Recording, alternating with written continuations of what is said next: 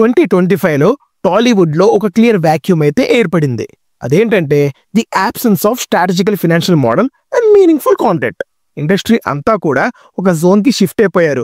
Like pan India అని mega projects and ambitious subjects అంటూ అంతా టైపు వెళ్ళిపోయారు. ఇది నా మాట మాత్రమే కాదు, ఇండియా టుడే, ది హిందూ లాంటి నేషనల్ ప్రింట్ అండ్ వెబ్ ఇలా అన్ని మీడియాలు కూడా అదే చెప్తున్నాయి. ఇది ఎక్కడ ఒక కన్సర్న్ లా అనిపించట్లేదా? ఇది ఇలా కంటిన్యూ అయితే ఇండస్ట్రీకి లాస్ ప్రొజెక్ట్ అవ్వట్లేదా?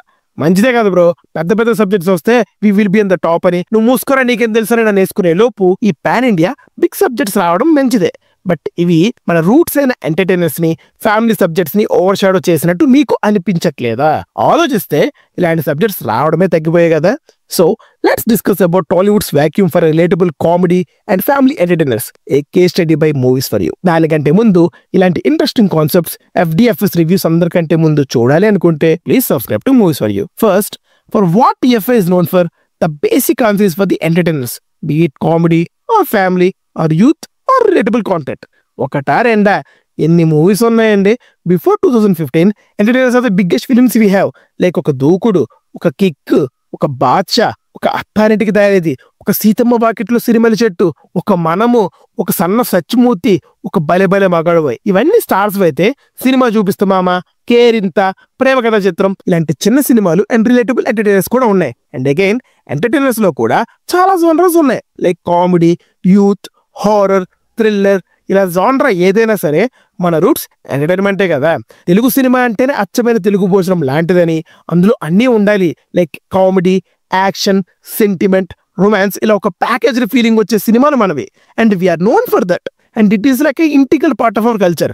అవి ఇప్పుడు నిజంగా ఉన్నాయా? ఒకప్పుడు మనం మన ఫ్యామిలీతో థియేటర్కి వెళ్ళి ఎంజాయ్ చేసిన content, hero elevations, Brahmi and Ali tracks, ఒక hilarious comedy sequence, hero comedy చేయడం, family and family related emotions, hero intro songs to mass beats, అవి ఇప్పుడు అసలు వస్తున్నాయా? Here comes the second point, disappearing the middle ground, the decline of medium and relatable cinema. మన వాళ్ళకి ఒక thing ఉంటుందండి, అదేంటంటే ఏదైనా ఒక సినిమా గట్టిగా ఆడితే అది పాత్ బ్రేకింగ్ అయిందంటే అలాంటి మూవీస్ ఇంక తీయడం స్టార్ట్ చేసేస్తారు. లైక్ ఇప్పుడు మగధీరాన్ని చూసి శక్తి, బద్రీనాథ్ లాంటివి చేసేయడం మనకు పెద్ద కొత్త ఏం కాదు, ఎప్పుడు ఉన్న ప్రాక్టీసే.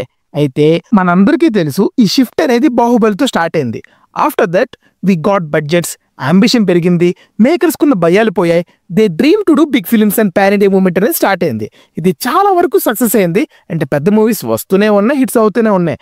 లైక్ RRR, సలార్, కల్కి, పుష్ప, సైరా ఇలా చాలా వచ్చాయి. అండ్ కొన్ని అయితే ఇండస్ట్రీ రికార్డ్స్ బ్రేక్ కూడా చేసాయి. అండ్ కొన్ని ఎక్స్పెక్టేషన్స్ రీచ్ అవ్వక ఫ్లాప్ అయ్యాయి. But now Indian cinema is all about Telugu సినిమాగా మారిపోయింది. ఈ పెద్ద సినిమాలు తీయడం తప్పనట్లేదు, అవి తీసాం కాబట్టే ఈరోజు what's Tollywood's position is why we're being the great in the Indian cinema now. But ఈ పెద్ద స్కేల్ మూవీస్ తీయడంలో ఎన్ని ప్రాబ్లమ్స్ ఉన్నాయో తెలుసా? అందులో first the over shoots, heavy budgets and delayed releases. పెద్ద సినిమాలు ప్లాన్ చేస్తున్నారు okay, but pre production, cost of production, post production ఇవన్నీ అనుకున్న బడ్జెట్ ని దాటేయడం has become a normal thing. ఈ రీషూట్ల వల్ల, డిలే వల్ల మొన్న వచ్చిన హరిహర వీరమల్లుకి ఎంత లాస్ అయిందో స్పెసిఫిక్ గా నేను చెప్పక్కర్లేదు అనుకుంటా. అలాగే ఓవర్ బడ్జెట్ వల్ల, డిలే వల్ల గేమ్ చేంజర్ కి ఎంత ఎఫెక్ట్ పడింది. పోనీ హెవీ బడ్జెట్ అవసరమైన వాటికి పెడుతున్నారా అంటే అక్కర్లేని సినిమాలకు బడ్జెట్ స్పెండ్ చేసి మినిమం ప్రొడక్ట్ కూడా ఇవ్వట్లేదు. మొన్న వచ్చిన తమ్ముడు మూవీ అయితే 75 కోట్లతో తీస్తే డే 1 వాష్అవుట్ అయిపోయింది. ఈ బడ్జెట్స్ పెట్టడం ఎందుకు? అవి పెంచామని మళ్ళీ టికెట్ ప్రైసెస్ పెంచడం ఎందుకు? ఎండ్ ఆఫ్ ది డే అది మళ్ళీ ఇంపాక్ట్ చూపించేది మీ సినిమాకేగా. అండ్ ఆ తర్వాతది హీరో రెమ్యూనరేషన్స్, వాళ్ళు అడిగినంత ఇస్తున్నారు, ఇదేం తప్పేం కాదు, మార్కెట్ ఉంది కాబట్టే దే ఆర్ డిమాండింగ్. కాకపోతే ఒకవేళ మీరు ప్లాన్ చేసిన పెద్ద సినిమా పోతే ఆ మూవీ అంత రిటర్న్ తీసుకొస్తుందా అంటే ద ఆన్సర్ ఇస్ నో అనే చెప్పాలి. అంటే గ్యారంటీ రిటర్న్స్ లేవు. వీటికి ఎగ్జాంపుల్స్ నేను ఇప్పుడు స్పెసిఫిక్గా చెప్పగలదు అనుకుంటా. అండ్ ఆ తర్వాత కొలాప్స్ ఆఫ్ OTT. ఒకప్పుడు OTT అనేది ప్రొడ్యూసర్స్ పైలట్ వరంలా ఉండేది. ఇప్పుడు వాళ్ళ అగ్రిమెంట్స్ లో కొత్త క్లాజెస్ యాడ్ చేసేసి ఈ ఓవర్ షూట్స్, బడ్జెట్స్ వల్ల OTT వాళ్ళు చెప్పిందే రిలీజ్ డేట్ గా మారుతుంది. ఈ డేట్కి వస్తే ఒక మనీ, ఇంకో డేట్కి వస్తే ఇంకో మనీ లాగా, ఈ లోపు OTTకి వస్తే ఒక డీలు, ఈ డేట్ దాటితే ఇంకో డీల్ అని ఇలా రకరకాలుగా క్లాసెస్ తెచ్చి వాళ్ళు డిసైడింగ్ ఫ్యాక్టర్స్ లో మారిపోయారు ఒక పెద్ద సినిమాకి. ఇలా పెద్ద సినిమాల మోజులో పడి అవి టైంకి షూట్ అవ్వక, రిలీజ్ అవ్వక నెలలో థియేటర్స్ ఖాళీ అయిపోయాయి. మూతపడిపోయిన సిచ్యువేషన్స్కి వచ్చేసాయి. మళ్ళీ వీటితో పాటు వేజెస్ సరిగ్గా ఇవ్వట్లేదని industry wide 18 days strikes, single screen theatres percentage issues, ఇదంతా ఎందుకు? సినిమాలు సరిగ్గా టైంకి రాకపోవడం వల్ల, వచ్చినా అవి మినిమం ఆడియన్స్ అట్రాక్షన్ ని గ్రాప్ చేయకపోవడం వల్లనేగా. ఇంత జరుగుతున్నప్పుడు ఇండస్ట్రీకి కావాల్సింది, జనాలు కోరుకుంటుంది ఏంటో తెలుసా? Here comes the next point, the rise of relatable and family entertainers. ఈ series of big budget movies ఒక్కదాని తర్వాత ఒకటి వస్తున్నప్పుడు చాలా రేర్ గా తప్ప స్మాలర్ మీడియం బడ్జెట్ మూవీస్ తగ్గిపోయాయి. ఇది అందరూ ఒప్పుకోవాల్సిన వాస్తవం.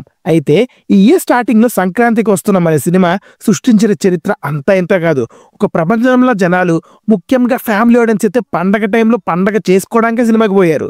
చాలా మీడియం బడ్జెట్ తో తీసిన సినిమా ఏకంగా 283 crores ప్లస్ గ్రాస్ కలెక్ట్ చేసి నాన్ ఎస్ఎస్ఆర్ అండ్ పుష్ప కాకుండా ఇండస్ట్రీ ఎట్టైన 61 దాటింది. కొన్ని ఏరియాస్ అయితే మన కరెంట్ స్టార్ హీరోస్ కూడా ఇంకా రాని కలెక్షన్స్ పెట్టింది. ఇదంతా ఎలా సాధ్యం? పోనీ అంతెందుకు, previous Anil Ravipudi F2 movie ఎంత కలెక్ట్ చేసింది?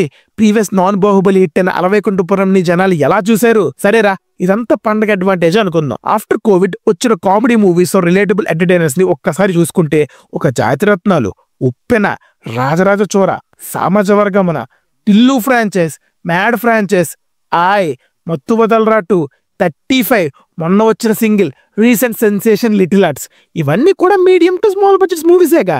బట్ ఒక్కసారి అబ్జర్వ్ చేయండి, ఇప్పుడు చెప్పుకున్న మూవీస్ అన్నీ కూడా ఏదో ఒక రకమైన ఎంటర్టైనర్సే. ఎక్కడో ఒక చోట రిలేట్ అయ్యే ఉంటాం, లేదా థియేటర్స్లో మంచిగా ఎంజాయ్ చేసే ఉంటాం. ఇప్పుడు చెప్పుకున్న మూవీస్లో ఎంతో కొంత ఫ్లాస్ ఉన్నా కూడా జనాలు వాటిని లైట్ తీసుకొని మరీ థియేటర్స్కి వెళ్ళి హిట్ చేశారు అండ్ సెలబ్రేట్ చేసుకున్నారు. వన్స్ ఇలాంటి మూవీస్కి టాలీవుడ్ పెట్టింది పేరు, we rule with family and comedy entertainers. అంతెందుకు, మన వెంకీ, దుబాయ్ సీను, ఈ నగరానికి ఏమైంది? ఇలాంటి మూవీస్ రిలీజ్ అవుతున్నప్పుడు ఎగపడుతున్నామంటే కారణం అవి క్రియేట్ చేసిన ఇంపాక్ట్ అలాంటిది. టాలీవుడ్లో అలాంటి మూవీసే ఇప్పుడు రావడం మానేశాయి.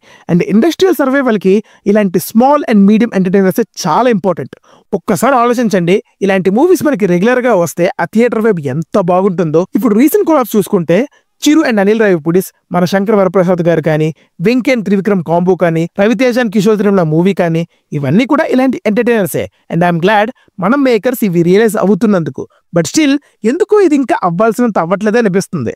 రాజాసాబ్ కూడా అలాంటి సినిమానే, కాకపోతే ఇప్పుడు దాన్ని VFX అని అదని ఇదని చాలా పెంచేశారు. చూడాలి మరి ఏమవుతుందో. ఈరోజు న్యూస్ చూస్తే ఒక థియేటర్ ఓనర్ ఏడుస్తున్నారంట.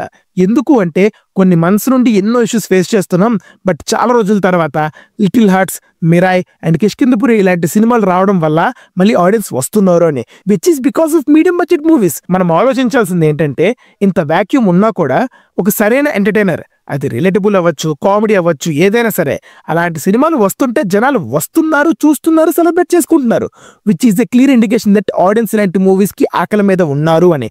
ఇంకా ఫ్యామిలీ ఎంటర్టైనర్ వస్తే కుటుంబాలు వదులుతున్నాయి. అండ్ యూత్ సినిమాలు అయితే ఒకటెక్కడే దిగుతుంది, బట్ అదే ఫ్యామిలీ సినిమా అయితే 4 decades దిగుతాయి. అందుకేగా అనిల్ మావ అంతలా హిట్స్ కొడుతుంది. కనైనా మన మేకర్స్ ఇది రియలైజ్ అయ్యి గ్యాప్స్ రానివ్వకుండా మంచి నికార్సన్ ఎంటర్టైనర్స్ దింపాలని కోరుకుంటూ, మన రూట్స్ని ఇంకా స్ట్రాంగ్ చేయాలని అనుకుంటూ, మళ్ళీ పూర్వవైభవం like comedy entertainers, family entertainers, relatable movies మన టాలీవుడ్లో రావాలని కోరుకుంటూ, మళ్ళీ నెక్స్ట్ వీడియో చూడొద్దాం. Signing off team movies for you. Bye.